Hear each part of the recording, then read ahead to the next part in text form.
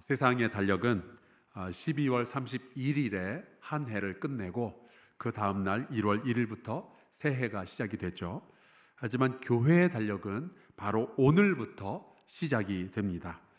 그러니까 오늘이 새해 첫날인 거예요. 그리고 오늘부터 성탄절까지의 이 기간을 대강절 혹은 대림절, 강림절이라고 부르는데 우리가 소망을 하면서 뭔가를 기다리고 있는다는 뜻이죠. 그래서 우리가 뭘 기다릴까요? 우리가 기다리는 것은 하나입니다. 바로 예수 그리스도께서 다시 오시는 거예요. 2000년 전에 크리스마스 때 오셨던 주님은 이제 곧 다시 오실 겁니다. 그래서 이 시기에 우리가 주로 메리 크리스마스 이런 인사말을 쓰지만 또 하나의 중요한 인사말이 있는데요. 아람어로 해서 마라나타라는 말이 있습니다. 그 말은 주 예수여 어서 오시옵소서라는 뜻이에요. 우리 다시 오실 주님을 기다리는 마음으로 양옆으로 인사 나누겠습니다. 마라나타.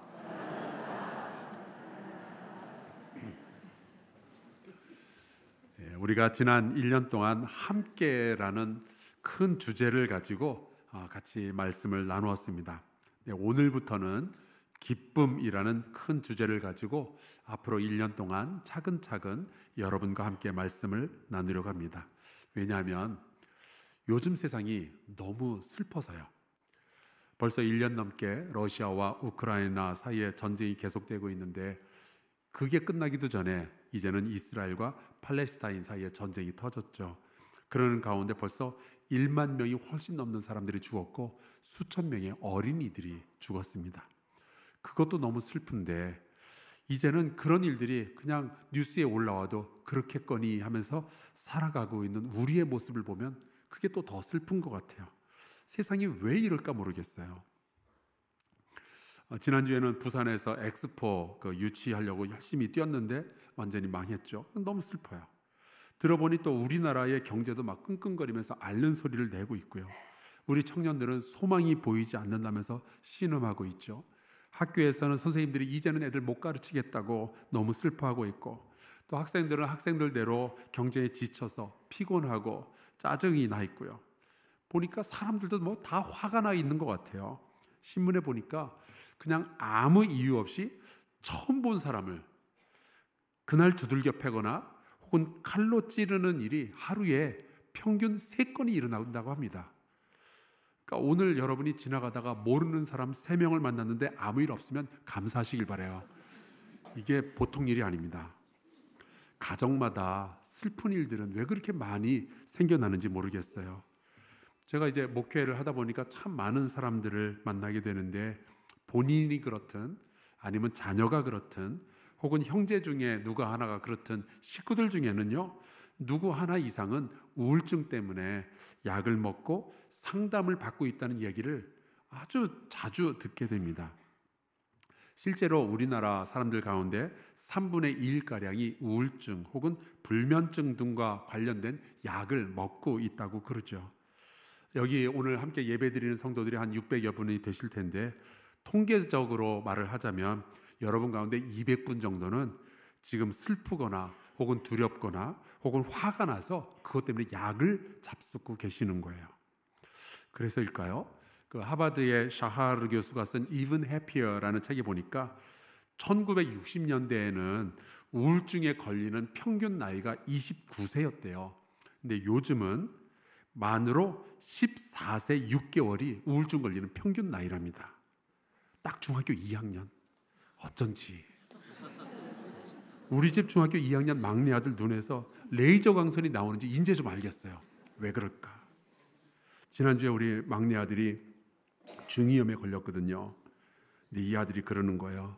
자기가 중이염에 걸린 것은 자기가 중1에서 그렇대요. 그 얘기를 듣고 나니까 이번엔 제가 우울한 거예요. 얘가 벌써부터 아재 개그를 이렇게 하면 나중에 커서 뭐가 될까? 사는 장소가 혹시 바뀌어지면은 우리의 상황이 좀 더 나아질까요? 저는 서울 강남에 사시는 분들이 더 행복할 거라고 생각을 했었어요. 왜냐하면 거기는 부자들이 많이 살고 있잖아요. 근데 통계를 보면은 강북보다는 강남이 자살률이 훨씬 높은 거예요. 그 말은 강남 사는 분들이 그렇게 행복하지 않다는 거죠. 그래서 어떤 분이 그걸 알고 강북에다가 집을 사서 거기서 살고 있는데, 시간이 지나면서 이분이 알게 된 게 강북에는 타살이 그렇게 많대네요. 그래서 어딜 가도 이게 불행한 거는 그게 크게 달라지지 않는 거예요. 세상이 너무 우울해요. 답답하고. 근데 우리는 기쁨이 있어야 살맛이 날 거 아니겠어요? 아무리 연봉을 많이 주는 회사에 취직이 되어도 기쁘지 않으면 그 일 어떻게 계속 하겠냐고요. 아무리 남자와 여자가 만나서 사랑을 하고 결혼해도 기쁘지 않으면 그 가정이 어떻게 오랫동안 지속이 되겠어요?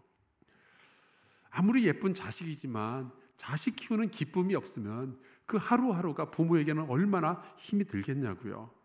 사실 따지고 보면요, 그 어떤 일도 기쁨이 없이는 오래 할 수가 없어요. 한두 번은 할 수 있겠죠.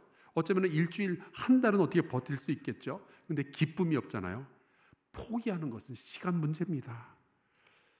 우리나라 젊은이들 이직률이 높은 데는 다 이유가 있는 거예요. 안 기쁜 거죠. 그래서일까요? 요즘 사람들은 가볍고 쉽게 얻을 수 있는 기쁨을 찾아서 소비하기 시작했어요. 슬픈 세상에서 어떻게 해서든 견디고 살아내야 되니까. 그래서 친구들하고 시간만 되면 술을 마시는 거죠. 기분 전환하고 새로 좀 출발을 해보려고. 그래서 아이들은 자꾸 게임에 빠져드는 거예요. 적어도 그 순간만큼은 내가 주인공이고 내가 총 쏘고 칼 휘두르고 마음대로 하면은 그 순간만큼은 즐거우니까. 왜 그렇게 많은 사람들이 매일같이 스마트폰을 들여다보고 있을까요? 손가락 몇 번만 움직이면은 유튜브에, 넷플릭스에, 웹툰에 다양한 영상들을 보면서 너무 쉽게 노력하지 않고도 웃을 수 있는 거예요. 그러다가 그마저도 안 되면은 최악의 경우에는 마약에 손을 대는 거죠. 그러면은 모든 슬픔과 고통 다 잊고 대신 기쁨을 얻을 수 있으니까. 그런 식으로 성취의 기쁨보다는 마취의 기쁨을 사람들이 더 원하고 소비하는 세상이 되어버린 거예요. 근데 여러분 아시잖아요. 이게 얼마나 위험한 일인지. 아주 옛날에 제가 이제 뇌라는 소설을 읽었어요. 프랑스의 베르나르 베르베르 이 사람이 썼는데 공상 소설인데 그 시작이 참 기가 막힙니다. 어느 과학자들이 대단한 기술을 개발한 후에 그 기술을 즉시로 묻어버려요.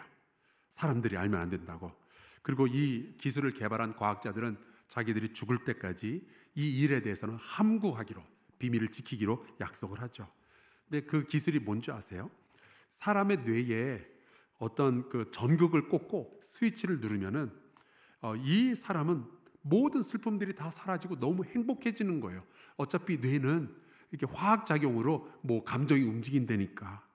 그러면 이건 좋은 기술 아니냐? 스위치만 누르면 행복해진다. 너무 좋지 않겠어요? 길 가다가 스위치 한번 누르면 너무 좋아지고 좋지 않겠어요?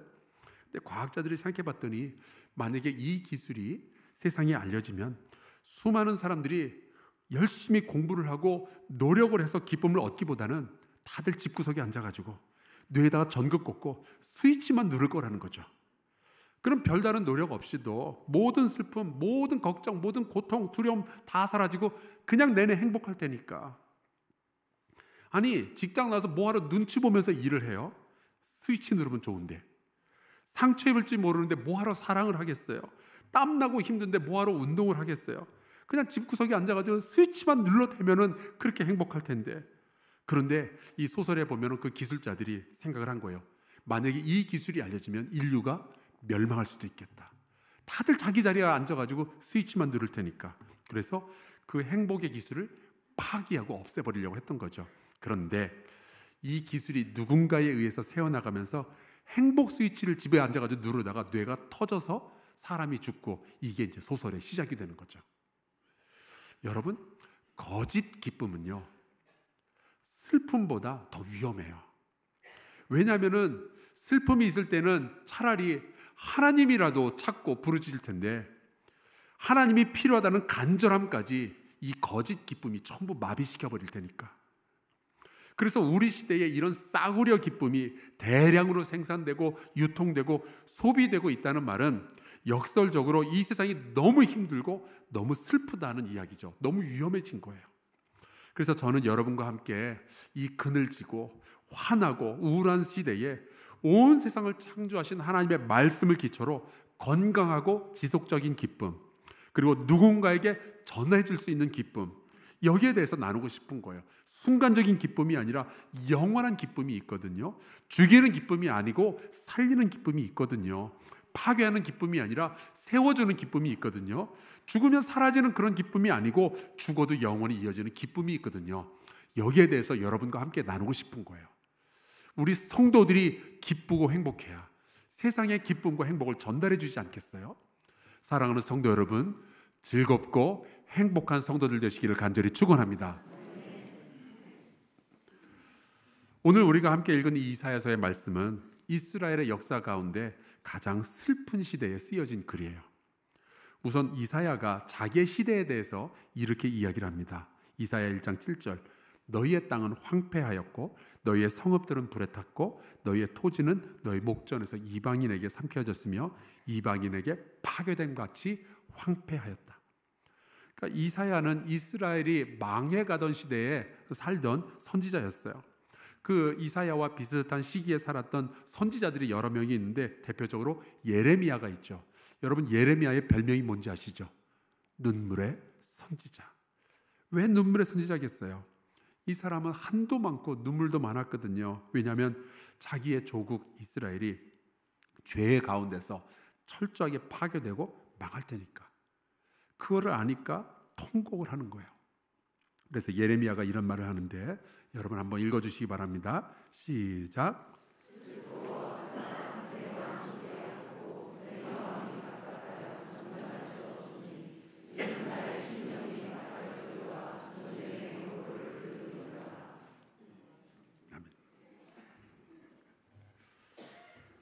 예레미야는 너무 마음이 힘든 거예요. 자기 시대를 보면서. 근데 또 비슷한 시기에 살았던 호세아라는 선지자가 있었습니다. 이 호세아는 매일 바람 피우는 고멜이라는 아주 못된 여자랑 결혼을 해요. 그리고 이 여자의 음란함을 빗대어서 이스라엘 백성이 하나님 앞에서 얼마나 고약한지를 드러내었던 선지자입니다.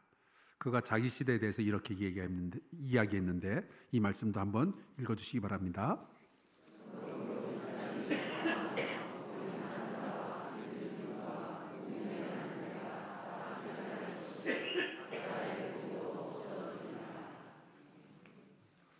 왜 이렇게 빨리 읽으세요?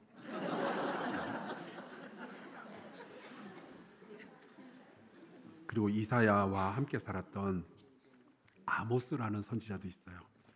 이분은 이제 양을 돌보는 목자였는데 어느 날 이제 선지자로 부름을 받아서 이런 이야기를 합니다. 요것도 한번 읽어주시길 부탁합니다. 시작.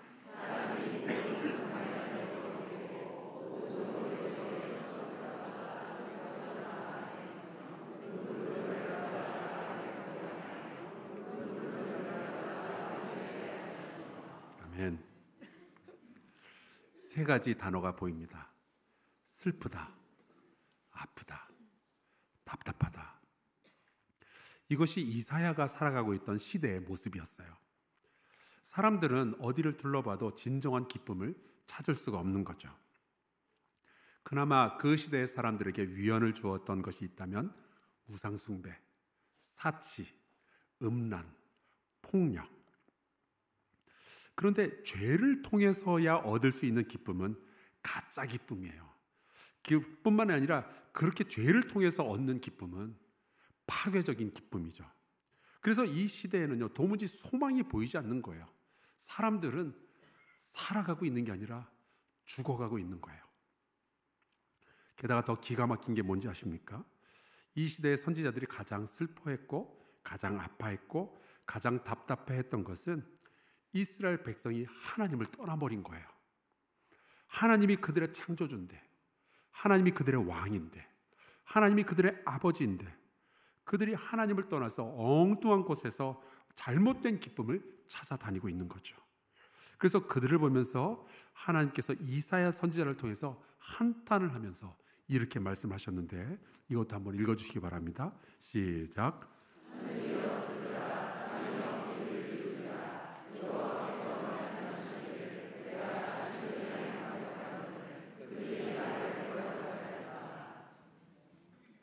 이 세상을 보면서 하나님도 슬프고 아프고 답답하신 거예요.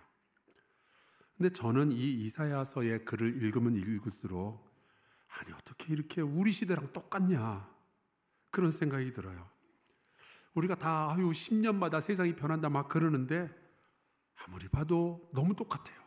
2700년 전 얘기인데 세상이 힘들면은, 세상이 슬프면 하나님 아버지라도 바라봐야 되는데 오히려 사람들은 교회를 떠나고 막 교회를 비난하고 하나님 없다고 그러고 그러면서 살아가고 있잖아요.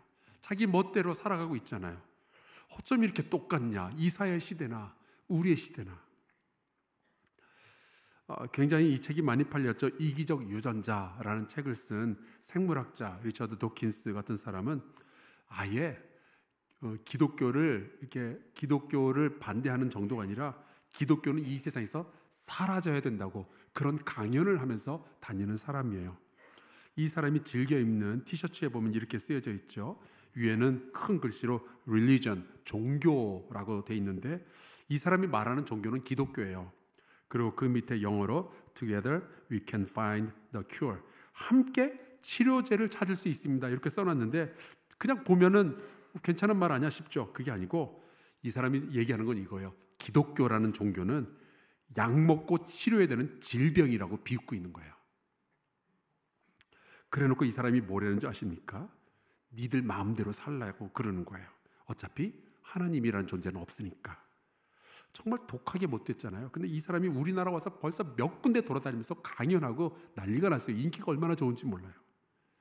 근데 이사야 시대에도 사람들이 똑같았던 거예요. 네 멋대로 살아라. 어차피 소망 없는 인생, 어차피 우울하고 힘든 인생, 어차피 망할 거 하나님 눈치 보지 말고 막 살아도 된다. 만약에 여러분이 하나님이시라면은 이런 말 하는 사람들, 이 시대를 향해서 여러분 뭐라고 하시겠어요? 저는 6글자가 생각이 나더라고요. 확 그냥 싹 그냥 어떻게 이럴 수가 있지? 근데 여러분 이사야서를 보면은 이렇게 소망 없는 이스라엘, 이렇게 소망 없는 우리에게 전해지는 하나님의 음성이 있어요. 여러분 그게 뭔지 아십니까? 회복시키시겠다는 거예요. 하나님은 너 같은 것을, 너같이 못된 것을 회복시킬 계획을 가지고 계신다. 이것이 이사야서의 말씀이에요. 하나님은 너같이 못된 것을 회복시키실 거다라고 양옆으로 인사 나누라고 하고 싶지만 그러진 않을게요. 근데 꼭 좀 알아두셨으면 좋겠어요. 하나님은 저와 여러분을 회복시키기를 원하십니다. 하나님은 우리의 기쁨을 회복시키기를 원하고 계셔요. 유명한 말씀이 있어요. 찬송가에도 나오죠. 너희의 죄가 주홍 같을지라도 눈과 같이 희어질 것이요 진홍같이 붉을지라도 양털같이 희게 되리라. 여러분 근데 이 말씀이 어디 나오는지 아십니까? 이사야서 1장 18절이에요. 이게 하나님의 마음이고 이게 하나님의 계획이고 이게 복음이죠. 너희를 보면 소망이 없지만 내가 너희의 소망이 되리라. 하나님께서 이사야를 통해서 말씀하시는 거예요. 이사야서 54장 10절에 뭐라고 하나님이 말씀하시는지 아십니까? 여러분 한번 같이 읽도록 하겠습니다. 시작.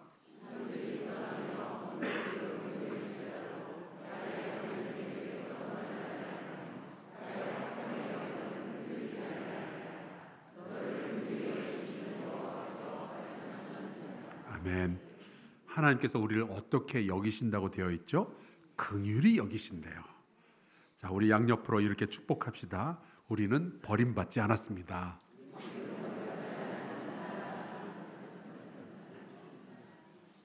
가로 열고 못돼 먹었지만 우리는 참 죄를 많이 지은 사람들이고 어둠에 사는 사람이지만 하나님은 우리를 버리지 않으신 거예요.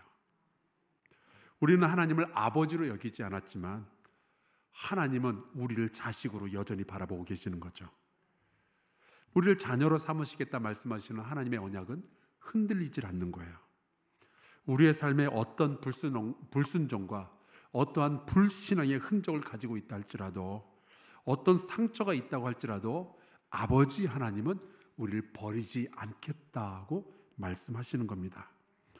그래서 오늘 우리가 읽은 말씀에는 하나님께서 새로운 소망의 소식을 우리에게 전해주시는데 2절에 이렇게 되어 있습니다.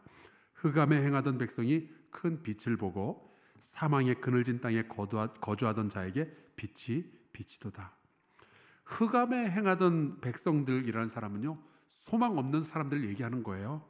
어두워서, 영적으로 너무 어두워서 뭐가 옳고 뭐가 그른지를 구별하지 못하는 사람들.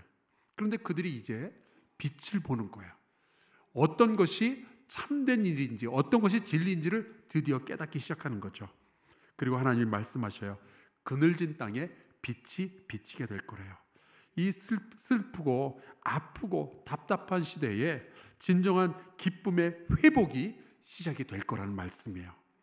그래서 오늘 말씀 3절에 보면은 이렇게 나와 있습니다. 이거 한번 같이 읽겠습니다. 시작. 주께서 즐거움을 더하게 하셨으므로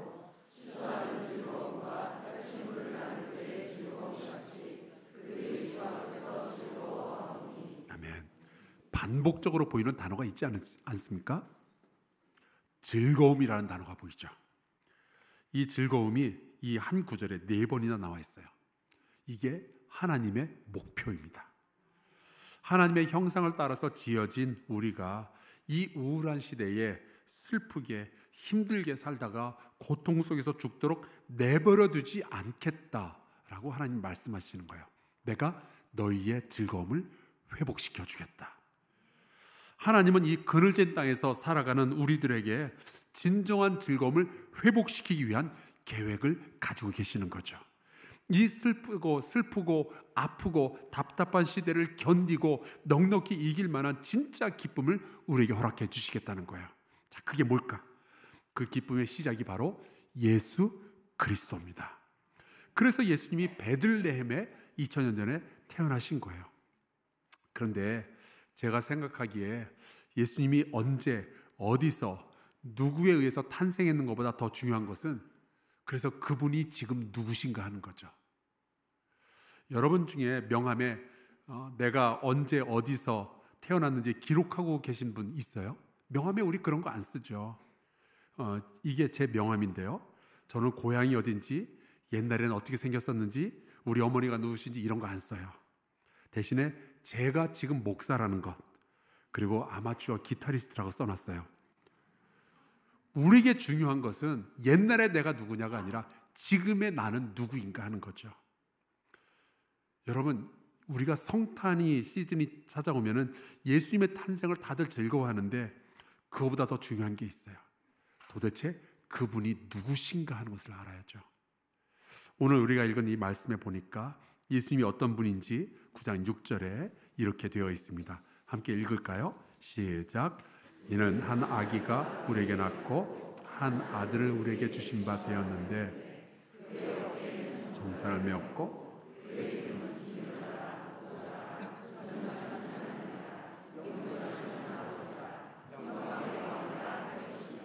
아멘. 예수님이 모사라고 되어 있죠. 영어로는 카운셀러, 상담자라는 뜻입니다.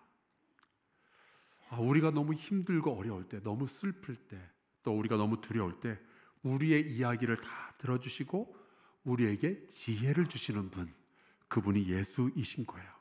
그러니까 여러분, 인생의 고난이 닥쳐왔을 때 돈으로 해결하려고 그러지 말고, 싸구려 기쁨으로 잊어버리려고 하지 말고 주님께 믿음으로 기도하시기를 간절히 축원합니다. 여러분, 힘들면 제발 주님부터 찾으세요. 사람들 앞에 가서 기웃거리지 말고. 예수 그리스도는 인생의 모든 해답을 가지신 분입니다. 오직 그분이 우리의 암흑과 같은 인생에 빛과 같은 답과 평안을 주실 줄로 믿습니다. 또 오늘 말씀에 보면 중요한 선언이 하나 나오는데, 그분은 인간으로 태어나셨는데도 불구하고 전능하신 하나님, 영존하시는 아버지이시다라고 되어 있어요. 여러분, 우리가 예수 그리스도를 믿는다 말하는데 도대체 뭘 믿는 걸까요? 바로 이겁니다. 인간으로 오신 그 예수 그리스도는 영존하시는 하나님, 아버지이신 거예요. 이거를 깨닫게 되니까 도마라는 제자가 이렇게 이야기를 하죠. 요한복음 20장. 도마가 대답하여 이르되 나의 주님이시요 나의 하나님이시니이다. 이거를 깨닫고 나니까 사도 바울이 고백을 하는 거예요. 빌립보서 2장 그런 근본 하나님의 본체시나. 예수님도 이것을 우리에게 알려주시려고 스스로 말씀하시죠. 요한복음 10장 나와 아버지는 하나이니라. 그래서 그분이 하나님이라는 것을 우리가 깨닫고 그분이 하나님이라는 사실을 우리가 믿는다면 그럼 우리는 뭘 어떻게 해야 될까요? 그냥 그분을 사랑하고 그렇구나 깨닫고 존경하고 그러면 되나요? 아니요. 빛으로 오신 예수께서 하나님이시라면 우리는 마땅히 그분 앞에 엎드려 경배해야 할 줄로 믿습니다. 베들레헴에서 예수님이 태어나셨을 때 하늘에서 천군과 천사가 찬양을 했던 이유가 바로 여기 있는 거예요. 목자들이 마구간에 가서 아기 예수를 본 이후에 하나님께 영광을 돌린 이유가 바로 여기 있는 거예요. 동방박사가 아기 예수께 찾아와서 예물을 드린 이유가 바로 여기 있는 거예요. 그분이 하나님이시니까. 또 오늘 말씀에 보면은 예수님이 평강의 왕이라고 되어 있죠. 여러분 그걸 믿는다면 우리는 어떻게 살면 좋을까요? 여러분 왕 되신 예수의 다스림을 받으시기를 간절히 축원합니다. 돈 앞에서 굽신거리지 말고 사람들 앞에서 성도의 자존심도 양심도 팔아넘기고 그러지 말고 오직 예수 그리스도만을 왕으로 섬기며 그분께만 충성하는 저와 여러분 될 수 있기를 간절히 축원합니다. 매일매일 주님의 다스림 앞에 우리의 삶을 내어드립시다. 내 욕심과 내 감정만 따라서 살 것이 아니라 그분의 말씀을 따라서 살아가는 진짜 신앙인이 되시기를 간절히 축원합니다. 왜냐하면 그것이 흑암의 그늘진 땅에 살아가는 사람들이 참된 기쁨으로 나아가는 유일한 방법이거든요. 여러분 하나님은 우리에게 슬픔을 주고 싶으시겠어요? 기쁨을 주고 싶으시겠어요? 당연히 기쁨이죠. 왜냐하면 하나님은 우리의 아버지고 우리는 그 하나님의 자녀들이니까. 그래서 성경에 보면요, 하나님이 이리 하여 기뻐하신다, 저렇게 하여 기뻐하신다, 이 하나님이 기뻐하신다는 표현이 그렇게 많이 나오는 거고, 온 백성이 기뻐할 것을 하나님이 늘 계획하고 그 은혜를 베풀어 주시는 거예요. 그리고 나서 7절에, 오늘 말씀 7절에 보면 이렇게 되어 있습니다. 여호와의 열심히 일을 이루시리라. 하나님은 우리에게 기쁨을 회복시켜 주고 싶어 하시는 거예요. 여호와의 열심히 일을 이루실 줄로 믿습니다. 너희는 나를 포기했을지라도 나는 너희를 포기할 수 없다. 이것이 이사야서에 들려오는 이사야서를 통해서 들려오는 하나님의 음성인 거죠. 완전히 망해버린 이사야의 시대에 즐거움의 소망의 소식을 주시는 하나님은 이 슬프고 아프고 답답한 시대를 살아가는 저와 여러분에게도 참된 기쁨을 회복시켜 주실 줄로 믿습니다. 혹시 요즘 여러분의 가정에 슬프고 아프고 답답한 그늘이 있을까요? 어두움이 있을까요? 하나님은 절대 여러분을 버리지 아니하시며 하나님은 절대 여러분을 포기하지 않으실 겁니다. 우리가 지쳐서 아무것도 하지 못한다 할 때에도 주님의 열심은 멈추지 않고 여러분을 구원해내기 위해서, 여러분의 즐거움을 회복시키기 위해서 오늘도 일하고 계셔요. 여러분을 위해서, 그리고 온 세상을 위하여. 여러분, 우리는 그리스도 안에서 기쁨을 회복할 수 있습니다. 여호와의 열심히 예수를 통하여서 일을 이루어 주실 줄로 믿습니다. 찬송가 104장에 보면은 가사가 이렇게 돼요. 그 포로 생활 고달파 메시아를 기다립니다. 참 진리의 길 보여주셔서 갈 길을 인도하여 주옵소서. 시기와 분쟁 없애고 참 평화로 채워 주옵소서. 이것이 우리 시대에 우리가 기도해야 할 제목들이죠. 하나님께서 이 기도를 들어주실 거예요. 우리 함께 찬송하고 기도하도록 하겠습니다. Oh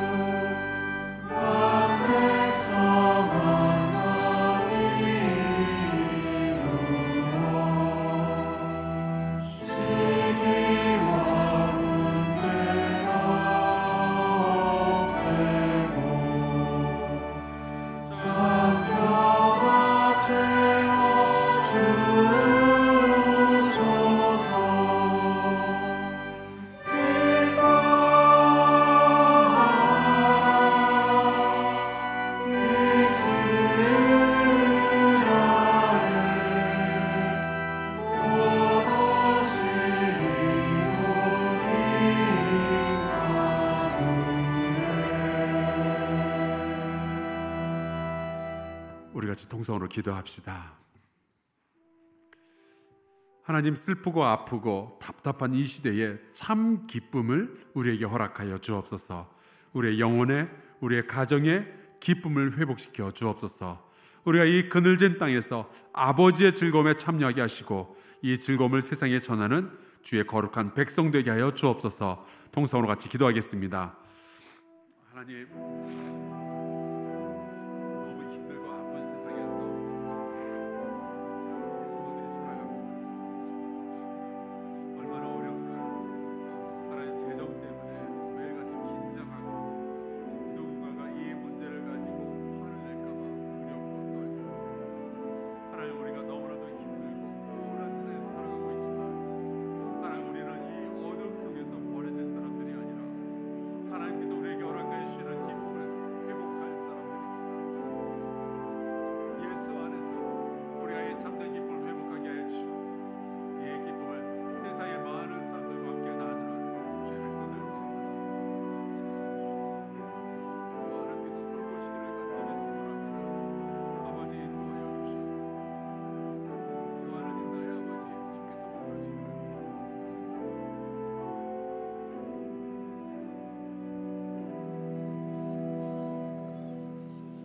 하나님, 참 고맙습니다. 우리를 포기하지 아니하시며 구원의 위대한 계획을 성취하여 주시니 감사합니다. 슬프고 아프고 답답한 이 어두움의 시대에 즐거움의 찬송을 부르게 해 주시니 감사합니다.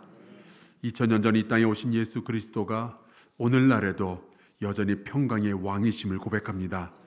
그늘진 땅에 사는 우리에게 예수를 통하여 구원의 기쁨을 회복시켜 주시옵소서. 우리 성도들의 마음과 저희의 가정과 저희 일터에 기쁨의 소식이 더욱 선명하고 강력하게 들려지게 하여 주시옵소서. 아버지, 우리 믿는 사람들이 이 시대에 주의 기쁨을 전하는 사람들이 되게 하여 주시옵소서. 우울한 시대에 기쁨의 빛을 증거하는 우리 한사랑교회가 되게 하여 주시옵소서. 예수 그리스도의 이름으로 기도하옵나이다. 아멘.